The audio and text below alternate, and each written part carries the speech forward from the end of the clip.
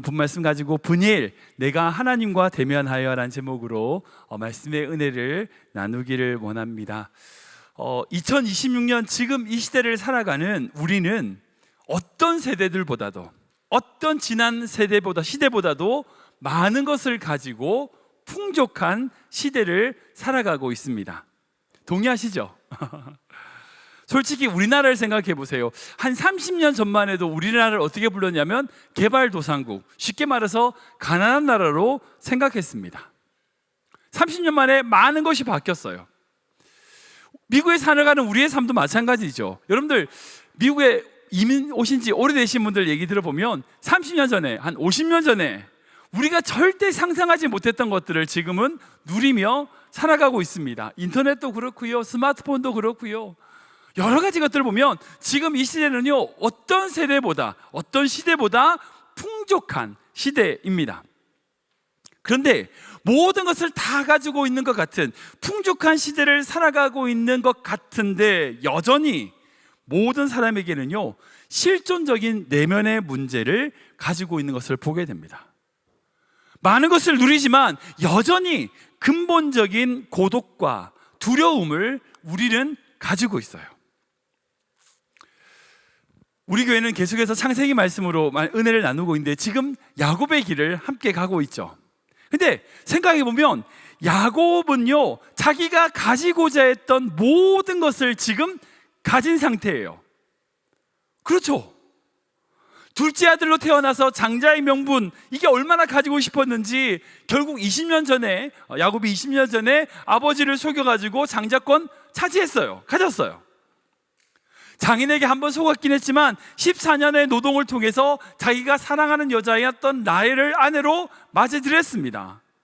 뿐만 아니라 부인도 4명이고요 아들도 11명인 대가족을 이루었어요. 대가족을. 그것뿐입니까? 지난주 말씀을 보면요, 하나님께서 개입하시고 하나님이 은혜를 주셔가지고요, 많은 가축과 재산을 가진 상태예요.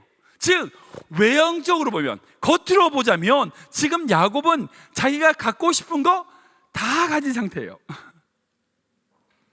여러분들 야곱이라고 하는 이름 자체가 그거잖아요. 뒤꿈치를 잡는 자. 이건요, 쉽게 말해서 사기꾼, 속이는 자, 남의 것을 뺏는 자, 뭐 그런 뜻입니다. 근데 어쨌든 이 야곱은요, 방법이 어찌 되었든 간에 자기가 가지고 싶은 것들 자기 힘으로 다 가진 상태예요. 재산도 가졌고 가정도 가졌고 어쨌든 장자의 명분도 가졌고 어쨌든 다 가졌어요. 그러면 이 야곱의 상태는 어떻게 해야 될까요? 무엇 하나 부러울 것이 없어야 되잖아요. 그런데 어떻습니까? 지금 야곱의 실상은 어때요? 우리 22절에서 볼까요? 같이 읽어보겠습니다. 시작. 밤에 일어나 두 아내와 두 여종과 11아들을 인도하여 약복 나루를 건널세. 여러분, 밤에 일어났어요. 왜요? 불안하니까. 형 에서를 만나야 될 일을 걱정하니까 불안감에 야곱은 잠을 잘 수가 없습니다. 모든 것을 다 가졌는데, 모든 것을 다 누리는데 불안해요. 불안한 거예요. 그것뿐입니까? 24절 볼까요? 24절 시작. 야곱은 홀로 남았더니 어떤 사람이 날이 새도록 야곱과 씨름하다가. 아멘. 먼저 가족들도 보내고요, 종도 보내고요, 모든 재물을 다 야복강을 건너게 했어요. 지금 야곱은요, 홀로 남은 상태예요. 돈도 아내도 아무것도 없는 상태가 된 겁니다. 정말 다 가진 것 같다고 생각했는데 그에게 지금 정작 아무것도 남은 것이 없어요. 홀로 남았어요. 쉽게 말해서 고독감, 외로움, 불안, 두려움, 이것에 사로잡혀 있는 거예요. 여러분들, 이 야곱의 모습이 딱 우리의 모습 아닌가요?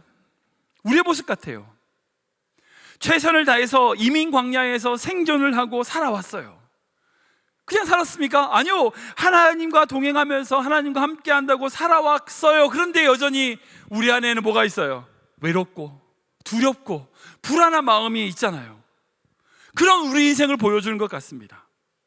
근데 놀라운 것은, 근데 정말 감사한 것은 하나님은 그런 야곱을 그대로 두지 않으신다는 거예요. 찾아오셨어요. 그리고 그 야곱을 만나 씨름하시고 계시는 거예요. 이 자리에 계시는 성도님들, 그 온라인 예배 드리시는 성도님들의 상태가 지금 저는 어떤지 잘 모르겠습니다. 근데 중요한 것은 비록 우리가 그렇게 불안하고 고독하고 두렵다 할지라도, 세상 모두가 나를 다 버린다 할지라도, 혼자 있는 것 같은 외로움에 빠진다 할지라도 걱정하지 마세요. 우리 주님은 여러분들을 붙드시는 분이라는 거예요. 아멘 하셔야 돼요. 주님은 여러분들을 붙들고 계시는 겁니다. 그런데 제가 이 말씀을 준비하면서 이런 생각이 들었어요. 근데 왜 하나님이 갑자기 이 야복강에 나타나가지고 야곱을 붙들고 계시는가, 씨름하고 계시는가? 제가 이 말씀 묵상하면서 저에게 주시는 말씀이 뭔지 아세요? 하나님은 절대 그때만 붙들고 계신 게 아니었다는 거예요. 제가 지난 중보기도 세미나 때 나눴던 말씀인데, 우리 시편 말씀 읽어볼까요? 같이 읽겠습니다. 시작. 여호와는 마음이 상한 자를 가까이 하시고 충심으로 통회하는 자를 구원하시는도다. 아멘. 여러분, 이 말씀 보시면 하나님이 어떤 사람에게 가까이 하세요? 마음이 상한 자에게 가까이 하세요. 하나님 어떤 사람을 구원하세요? 통심으로, 정말 중심으로 통회하는 자, 진짜 눈물 흘리는 자를 구원하신다고 말씀하십니다. 왜 이렇게 말씀하실까요? 제가 믿기는요, 우리 하나님은요 차별하시는 분이 아니에요. 하나님은요 모든 사람과 가까이 하세요. 하나님은요 모든 사람을 구원하기를 원하십니다. 근데 문제는 뭐예요? 우리 쪽인 거예요. 우리가 잘나고, 우리가 성공하고, 우리가 사업이 잘 되고, 비즈니스도 잘 돌아가고, 공부도 잘 되고, 성적도 나오고 이러면요 하나님 가까이 계실 줄 몰라요. 느껴지지 않아요. 근데 우리의 마음이 상하고, 우리가 정말 외롭고 고독감에 빠져있는 그 순간에 하나님의 가까이 계심을 느끼게 되는 거죠. 마찬가지로 우리가 잘났다고 생각하는 그 순간은요 하나님의 구원은 필요 없어요. 근데 우리가 충심으로 통회한다, 우리의 마음에 눈물이 있을 때에 하나님의 구원을 경험하게 된다는 거예요. 여러분, 우리가 지금 야곱의 이야기를 쭉 따라가고 있는데, 이 야곱의 이야기를 지금 네 번째 말씀드리거든요. 야곱이 살아온 길이 어떻습니까? 하나님께서는요 그 야곱의 모든 시간과 모든 상황 속에 멀리 계셨어요? 그랬습니까? 아니에요. 아닙니다. 함께 하셨어요. 야곱이 아버지 집에서 떠나가지고 베델에서 잠을 잘 때 생각해 보세요. 돌베개를 베고 혼자 누워있을 때 하나님께서 꿈에서 나타나셨잖아요. 뭐라고 말씀하세요? 내가 너와 함께 하겠다, 내가 너와 같이 가겠다. 야곱이 하란까지 걸어갔습니다. 약 500마일이나 되는 먼 거리를 걸어갔어요. 어떻게 가요? 하나님이 함께 하셨으니까 가죠. 그게 가능하죠. 하란에서 삶도 마찬가지입니다. 라반이 야곱을 속이려고요 몇 번이나 계약을 받고도요 하나님께서 어떻게 하셔요? 개입하셔가지고요 야곱에게 복을 주시기로 작정하셨어요. 하나님이 축복하셔가지고요 그 야곱은 풍성한 삶을 누리게 되었어요. 즉 하나님은요 야곱을 단 한 차례로 떠나지 않으셨어요.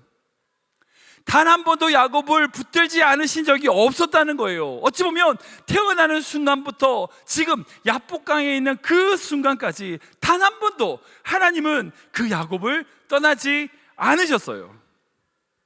그런데 늘 하나님이 함께 하시고 늘 하나님이 붙들고 계셨는데, 자기 뜻대로 살아가고 있을 때는 하나님의 붙드심을 모르다가 이제 야복강에서 혼자 남아, 모든 가족들을 다 보내고 혼자 남아 고독감과 외로움에 빠져있는 그 순간에 자기를 붙드는 그 손을 느낀 거예요.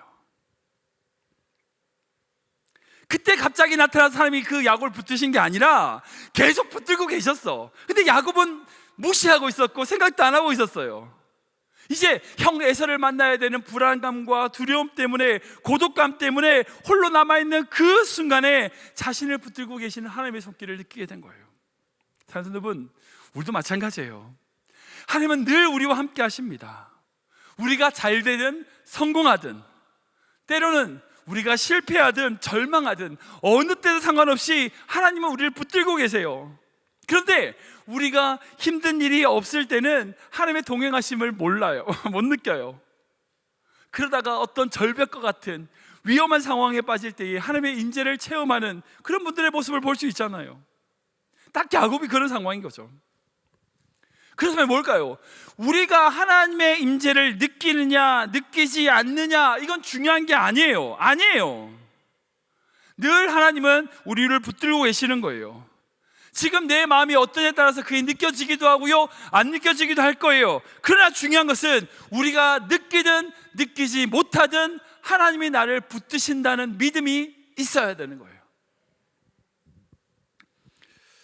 우리가 이 홀로 야복강에 남아서 하나님과 씨름하고 있는 이 야곱을 통하여 무엇을 묵상해야 될까요? 무엇을 깨달아야 될까요? 여러분들의 야복강은 어디입니까? 즉 여러분들이 하나님 앞에 홀로 있는 시간이 언제입니까? 중요한 것은 지금 내 앞에 있는 문제와 어려움, 그게 아니에요. 지금 나와 함께 하시는 하나님을 만나야 되고요, 그 하나님과 대면해야 되고요, 그 하나님과 씨름해야 돼요. 그게 바로 우리가 가져야 될 믿음의 자세라는 거예요. 그렇다면 이 브니엘에서 하나님을 대면한 그 하나님과 씨름한 야곱을 통하여 우리가 깨닫게 되는, 우리가 배워야 되는 것을 세 가지 정도 생각해 볼 수 있어요. 첫 번째는 뭐냐면 우리는 진실한 모습으로 하나님을 대면해야 된다는 거예요. 우리 같이 읽어볼까요? 시작! 우리는 진실한 모습으로 하나님을 대면해야 합니다. 한 번 더 읽겠습니다. 우리는 진실한 모습으로 하나님을 대면해야 됩니다. 우리 30절 말씀 읽겠습니다. 시작! 그러므로 야곱이 그곳 이름을 브니엘이라 하였으니 그가 이르기를 내가 하나님과 대면하여 보았으나 내 생명이 보존되었다 함이더라. 아멘. 사랑하는 여러분, 우리는 오직 진실한 모습으로 하나님을 대면해야 돼요. 하나님만이 정답입니다. 이 세상의 다른 어떤 것으로도요, 우리의 고독감, 우리의 불안 극복할 수 없어요. 인생의 답은 오직 하나님께 있습니다. 그런데 우리가 그렇게 하나님을 대면하기 위해서 필요한 전제가 있어요. 그게 뭔지 아세요? 우리의 진짜 모습, 진정한 모습으로 나아가야 돼요. 지금까지 우리가 야곱을 쭉 따라오지만 이 야곱이 말하는 것을 보면 좀 특별해요. 뭐냐면 누가 그 야곱에게 야, 너 누구냐? 라고 물으면요, 자기 이름을 대답한 적이 없었어요. 아시는 것처럼 아버지 이삭이 야곱이 장자의 축복을 받으려고 왔을 때에 네가 누구냐? 라고 물었을 때 야곱이 어떻게 대답했죠? 네, 아버지의 아들 에서입니다 라고 이야기했죠. 거짓말이죠. 뿐만 아니라 라반에 가서도요, 라반이 내가 누구냐? 라고 물었을 때에 야곱은요, 자기 이름을 얘기하지 않고 창세기 29장 12절 말씀 보면 그저 리브가의 아들입니다 라고 자기를 소개해요. 즉 자신의 진짜 이름인 야곱을 말하지 않았어요. 그런데 이렇게 홀로 남아서 하나님과 대면한 그 상황 속에서 하나님이 야곱에게 이름을 물으세요. 그때 자신의 진짜 이름인 야곱을 이야기합니다. 우리 20절 말씀 볼까요? 같이 읽겠습니다. 시작! 그 사람이 이르되 내 이름이 무엇이냐? 그가 이르되 야곱이니이다. 아멘. 내 이름이 무엇이냐 할 때 야곱은 자신의 진짜 이름 야곱입니다 라고 이름을 말했습니다. 그리고 이 순간에 하나님과 대면할 수 있었어요. 여러분, 앞에 말씀드린 것처럼 이 야곱이라는 이름은요, 좋은 이름이 아니에요. 뒤꿈치를 잡는 자, 이 뜻은요, 쉽게 말하면 속이는 자, 남의 것을 빼앗는 자라는 거예요. 즉 저는 죄인입니다 라고 하는 의미일 수 있는 거죠. 우리가 하나님을 대면하려면요, 꼭 알아야 돼요. 그 뭐냐? 우리의 본연의 모습, 우리의 진짜 모습 그대로 꾸미지 않고 솔직히 나아갔을 때에 우리는 하나님과 대면할 수 있어요. 많은 성도들이요, 자기의 진정한 모습을 숨기려고 해요. 감추려고 해요. 하나님 앞에서도 감추려고 그래요. 그러면요, 하나님을 대면할 수 없어요. 제가 목회하면서 많은 성도들 보잖아요. 제가 오랜 시간 신앙생활 하면서도 신앙이 성장하지 않으신 분들, 내지는 하나님의 은혜를 누리지 못하시는 분들의 공통점이 있어요. 뭔지 아십니까? 뭔지 아세요? 가식적으로 자기를 꾸미는 분들이에요. 그게 공통적으로 그래요. 진짜 자기의 본 모습보다는요, 다른 사람이 나를 어떻게 보느냐, 여기에 신경 쓰는 사람들. 진실한 자신의 모습보다는요, 남들이 나를 뭐라고 보냐, 이거에 신경 쓰는 사람들. 여러분, 이런 분들은요, 신앙이 성숙하기가 힘들어요. 자꾸 감추니까, 자꾸 숨기니까. 그러면 하나님을 대면할 수 없습니다. 우리의 진정한 모습을 그대로 주의 앞에 드러낼 때에 우리는 하나님과 온전히 대면할 수 있어요. 그렇게 대면할 때에 야곱이 아닌 이스라엘로 새로워질 수 있는 거예요. 두 번째, 이 분이엘에서 하나님과 씨름한 야곱을 통해서 배울 수 있는 것은요, 우리는 오직 하나님만을 붙들어야 된다는 거예요. 같이 읽어볼까요? 시작. 우리는 오직 하나님만을 붙들어야 합니다. 한번 더 읽겠습니다. 우리는 오직 하나님만을 붙들어야 합니다. 26절 말씀 읽겠습니다. 시작. 그가 이르되 날이 새려하니 나로 가게 하라. 야곱이 이르되 당신이 내게 축복하지 아니하면 가게 하지 아니하겠나이다. 아멘. 사랑하는 성도 여러분, 우리는 하나님만을 붙들어야 됩니다. 여러분들, 세상에 붙들 만한 것들 참 많죠. 돈도 붙들어야 돼요. 돈 붙들어야 돼요. 돈 필요합니다. 예. 다 필요하죠. 때로는 명예도 붙들어야 돼요. 공부하시는 분들 학업도 붙들어야 돼요. 진짜 그런 거 붙들어야죠. 그런 학위 같은 거 있어야지 뭐 세상 살 수 있잖아요. 근데 그런 것들도 붙들지만 진짜 우리가 붙들어야 되는 건요, 우리 주님이에요. 우리 주님이에요. 어느 목사님 설교 중에 이런 예화를 하시는데, 어떤 사람이 밤에 산을 가다가 그만 잘못 들어가지고 낭떠러지에 미끄러지게 됐어요. 그만 발을 헛디뎌가지고 낭떠러지를 막 굴르다가 우연찮게 지나가던 나무 뿌리를 푹 집착했어요. 붙잡고 나서 막 대롱대롱 매려, 거의 쓸려가듯이 대롱대롱 매여 있는 상태가, 매달려 있는 상태가 됐어요. 그때 이 사람이 이제 하나님께 기도해서, 하나님 저 살려주세요, 살려주세요, 막 그렇게 기도했어요. 그때 하나님께서 이 사람에게 이야기하셨어요. 뭐라고 하셨냐? 그 뿌리를 놔라. 혹시 하나님 말고 다른 분 없으세요? 어쨌든 아니, 하나님 말도 안 돼, 이 뿌리 놓으면 내가 죽는데 어떻게 놔요? 다른 사람 없어요? 살려주세요, 살려주세요, 막 소리를 밤새도록 쳤어요. 새벽이 돼가지고 어느 정도 날이 밝아지면서 앞뒤 구분이 분간할 수 있게 됐어요. 보니까 이제 다 내려오고 이제 얼마 안 남았어. 한 1m밖에 안 남은 거예요. 맨 마지막에 매달려가지고 나무 뿌리를 잡고 있는 거예요. 놓으면 사는 거예요. 그러니까 하나님이 그걸 놓으라고 하신 거죠. 많은 성도들 중에 그런 사람들이 있어요. 내가 이걸 놓으면 죽는다고 생각해요. 아니에요. 그거 놔야 사는 거예요. 그거를 붙들고 있으면 절대 못 살아요. 그거를 놔야 사는데 그걸 안 놓으려고 그래. 돈도 필요하고 명예도 필요하고 자식도 마찬가지예요. 왜? 붙들고 있으면 좋겠죠. 붙들어야 되는 것처럼 느껴져요. 그러나 때로는요, 그것을 놔야지만 주님을 붙들 수 있는 거예요. 죽을 것 같아도요, 그거를 놓을 때 살 수 있어요. 여러분 아시는 것처럼 이 야곱이라고 하는 이름이 어디서 태어난지 아세요? 기억나십니까? 우리 창세기 25장 말씀 볼까요? 같이 읽겠습니다. 시작. 그에 나온 아우는 손으로 에서의 발꿈치를 잡았으므로 그 이름을 야곱이라 하였으니 리브가가 그들을 낳을 때에 이삭이 6세. 아멘. 참 재밌는 게 뭐냐면, 야곱이 태어날 때에 뭘 붙들었어요? 뭘 붙들었어요? 형의 발꿈치를 붙들었다고요. 형의 발꿈치를 붙들고 태어나서 야곱이 됐어요. 그리고 이후의 삶을 보면요, 이 야곱은요 계속해서 다른 무언가를 붙들고 살았어요. 그런 인생이었어요. 장자권, 그 장자권 붙들어야 돼 막. 그래가지고 아버지도 속이고 형도 속여가면서까지 장자권을 붙들었죠. 하란에 가서는요 라헬이라는 여자를 만났어요.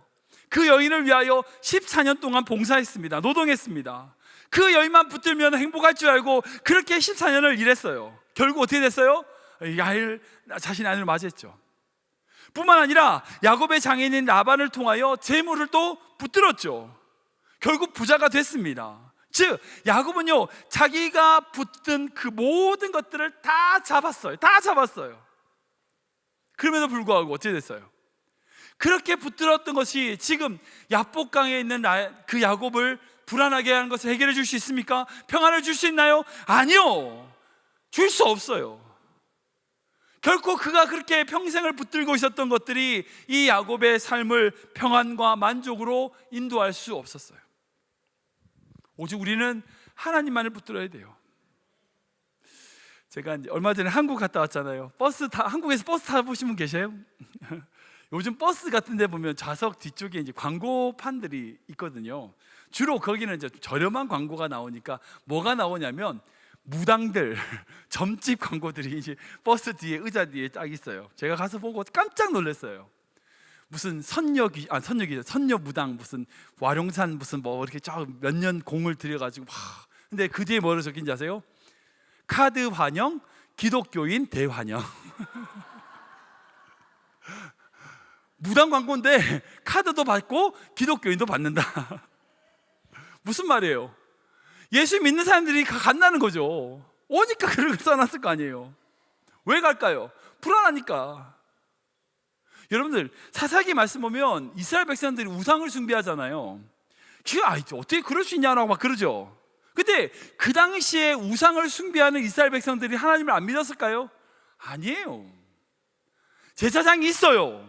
제단도 있고요, 성전도 있었어요. 성막도 있었어요. 즉 여러 가지 절기도 지켰다니까요. 하나님도 믿고 뭘 믿었어? 바알도 믿는 거예요. 그게 우상 숭배예요. 그러니까 하나님을 버리고 바알을 믿는 게 아니에요. 하나님을 버리지 않았어. 하나님도 믿고 나에게 풍요를 줄 수 있는 바알도 믿고 아세라도 믿고, 이런 식의 우상 숭배인 거예요. 우리의 신앙도 마찬가지입니다. 하나님만을 붙드는 게 아니라 하나님 말고 다른 것을 붙들면요, 그게 우상 숭배예요. 하나님만을 붙들어야 된다고요. 사람에게 매달려봤자 아무것도 없어요. 하나님께 매달려야 돼요. 돈을 붙들어봤자 여러분들 결코 그것이 여러분들 인생에 도움을 줄 수 없어요. 하나님을 붙들어야 돼요. 우리가 가지고 있는 제일 좋은 예배 중에 한 가지를 뽑는다면 저는 금요 찬양 예배라고 생각이 들어요. 물론 이제 주일 예배도 너무 좋지만 금요일에 오시면 맛있는 식사도 하고요, 말씀도 듣고 찬양도 듣고 하지만 뭐예요? 기도하는 시간이 있어요. 여러분들이 가지고 있는 그 모든 기도 제목을 가지고 하나님을 붙들어야 돼요. 여러분들 스스로 할 수는 없다면 금요일 오셔가지고요, 함께 하나님을 붙들어야 돼요. 그래야 살아요. 저는 우리 모든 성도님들이 하나님을 붙드는 믿음의 교회, 믿음의 성도 되시기를 축원합니다. 마지막으로 이 분이엘에서 하나님을 만난 씨름한 그 야곱을 통해서 배울 수 있는 것이 뭐냐면, 우리는 전심으로 하나님과 씨름해야 된다는 거예요. 우리가 읽어볼까요? 시작. 우리는 전심으로 하나님과 씨름해야 합니다. 한번 듣겠습니다. 우리는 전심으로 하나님과 씨름해야 합니다. 우리 24절 말씀 읽겠습니다. 시작. 야곱은 홀로 남았더니 어떤 사람이 날이 새도록 야곱과 씨름하다가. 아멘. 야곱은 이렇게 하나님과 씨름한 이후에 새로운 이름을 받았죠. 우리 아까 읽었던 말씀처럼 이스라엘이라는 이름을 새로 받았어요. 여러분, 이 이스라엘이라는 이름이 뭔지 아시죠? 하나님과 싸워서 이긴 자라는 뜻이에요. 여러분 생각해보세요. 솔직히 인간이 하나님과 싸워가지고 이길 수 있어요, 없어요? 어떻게 생각하세요? 제가 어렸을 때, 저희가 옛날에 이제 우리 성경의 대교가 어렸을 때에 밤에 아이들과 함께 잠잘 때 이게 게임 같은 걸 했던 적이 있어요. 그 중에 한 가지가 탈출 게임 같은 게 있습니다. 쉽게 말하면 밤에 자려고 누워있는 상태에서 성경이가 7살 정도, 지금은 엄청 크지만 7살 정도 됐을 때에 제가 성경을 딱 붙들어요. 그러면 성경이가 어떤 수단과 방법을 써서도 저한테 탈출하는 거예요. 딱 벗어나면 이제 이기는 거예요. 그래서 어떤 깨물기도 하고 간지럽히기도 하고 막 혀로 핥기도 하고 뭐 이렇게 하면서 저한테 탈출하는 거죠. 엄마 몰래 했던 게임 중에 한 가지입니다. 생각해 보세요. 7살짜리 성경이가 제가 그렇게 탈출기에 딱 붙들고 있어서 게임을 하면 누가 이길까요? 누가 이겨요? 당연히 성경이가 이기죠. 당연히 성경이가 이겨요. 제가 어떻게 성경을 이깁니까? 절대 못 이겨요. 왜 그래요? 왜 못 이겨요? 힘이 없어서? 아니죠. 사랑하니까. 사랑하기 때문에 지는 싸움을 하는 거죠. 물론 7살짜리 성경이는 자기가 잘해서 이긴 줄 착각하겠지만 제가 딱 힘을 주고 덤비면 어떻게 7살짜리가 벗어나요? 절대 못 벗어나죠. 근데 그 게임은요, 항상 제가 지는 걸로 끝나요. 그래야 애들이 재밌어하고 또 잠을 자니까. 사실 여러분, 하나님도 마찬가지예요. 우리 하나님은요, 우리한테 저 주시는 하나님이에요. 하나님 힘이 없어서요? 아니요. 우리를 사랑하기 때문에 저 주시는 분이에요. 여러분 꼭 기억하십시오. 근데 문제는 뭔지 아세요? 성도들이요, 하나님과 싸우려고 하지 않아요. 하나님과 씨름하려고 하지 않아요. 다른 곳에서 문제를 풀려고 그래요. 다른 곳에서 해결하려고 그래요. 제가 제일 성경에서 좋아하는 인물 중에 한 사람이 바로 다윗입니다. 다윗의 시편을 보면 너무나 귀한 고백들이 참 많이 볼 수 있어요. 근데 이 다윗의 시편에 공통적으로 보이는 것 중에 가장 아름다운 게 뭐냐면, 다윗은 자기를 공격하는 그 수많은 사람들, 그런 사람들이 있다고 고백을 하지만 결코 다윗은 그 사람들과 싸우지 않아요. 그 사람 싸우지 않아요. 그 모든 사람들을 끄집어와서 누구한테 가요? 하나님한테 가요. 하나님과 씨름을 해요. 다윗이 사울왕과 싸웠습니까? 아니에요. 그 문제를 가지고 하나님께 나아갔어요. 그게 다윗의 위대함이에요. 문제가 있고 어려움이 있고 자기를 죽이라는 그 모든 문제들을 그 문제와 씨름하는 것이 아니라 그걸 싸들고 하나님과 씨름하는 거예요. 그게 다윗의 위대함이에요. 많은 성도들이요, 착각하는 게 있어요. 내가 그렇게 씨름하면 문제가 해결될 생각해요. 아니에요. 우리가 정말 하나님을 믿는 자라면, 하나님을 의지하는 자라면 그런 문제를 가지고 그 사람과 싸우려고 하지 마세요. 그 사람이 무슨 말 했다고 그 사람과 싸우려고 하지 마세요. 답 안 나와요. 하나님과 싸워야 돼요. 하나님과 씨름해야 되는 거예요. 하나님께 나아가서 문제를 풀려고 해야 됩니다. 그래야 풀려요. 내가 싸우려고 하고 내가 그 문제랑 싸우려고 해봤자 소용이 없어요. 하나님과 싸워야 답이 나오고요, 문제가 풀리는 거예요. 야곱은 에서와 싸우지 않았어요. 하나님과 싸웠어요. 이게 바로 야곱이 정말 잘한 길인 거죠. 저는 이게 모든 선생님들이 어떤 문제가 있든 그 문제를 그 문제와 싸우는 낮은 수준이 아니라 그 문제를 싸들고 하나님과 싸우는 성숙된 선수 되시길 축원합니다. 말씀 정리하겠습니다. 앞에 말씀드린 것처럼 야복강에 있는 그 야곱의 모습, 하나님과 씨름하는 그 야곱의 모습이 바로 우리의 모습이에요. 아무도 없는 홀로 외로이 그렇게 고독에 빠져 있는 야곱의 모습이 바로 우리의 모습 같아요. 앞으로 있을 에서를 만나가지고 어찌 될까 막 걱정도 되고요, 불안해해요. 그러나 이 야곱은 그 문제를 가지고 어떻게 해요? 하나님과 씨름해요. 어떻게 해야 될까요? 우리는요, 하나님의 얼굴을 구해야 됩니다. 나를 고치시고 나를 만지시며 나를 붙드시는 그 주님과 대면해야 돼요. 가시적인 면을 벗고요, 진실한 모습으로 있는 모습 그대로 주님 앞에 나아가야 됩니다. 그리고 세상 것들을 붙드는 것이 아니라 주님만을 붙들어야 돼요. 주님이 우리의 모든 것임을 붙들하며 그 주님과 씨름해야 돼요. 하나님께 우리의 모든 것들을 가지고 나아가 이 세상 가운데 하나님의 주시는 그 은혜로, 그 승리로 나아가는 그런 믿음이 우리 가운데 있기를 기도합니다. 그렇게 될 때에 우리에게 주시는 훈장이 있어요. 그것이 뭐예요? 바로 야곱의 이름인 이스라엘이에요.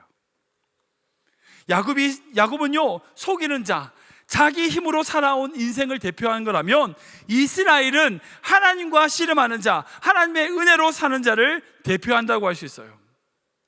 저는 이 모든 선도들이 자기 중심으로 자기 뜻대로 사는 인생에서 하나님을 붙드는 인생으로 변환되시길 축복합니다. 여러분, 우리가 누구예요? 바로 영적 이스라엘이에요. 하나님과 싸우는 자라고요. 말은 우리가 이스라엘이라고 말하면서 하나님과 싸우지 않아. 그러면 안 되죠. 기도하셔야 돼요. 하나님 붙드셔야 돼요. 세상에서 우리를 모든 문제를 해결해 줄 것처럼 그렇게 길을 찾아가는 것이 아니라 이스라엘로 사는 거예요. 하나님과 싸우는 자로 사는 거예요. 하나님을 붙드는 자로 사는 거예요. 그것이 바로 우리가 살아가야 될 믿음의 길임을 꼭 기억하시는 성도 되시길 주님으로 축원합니다.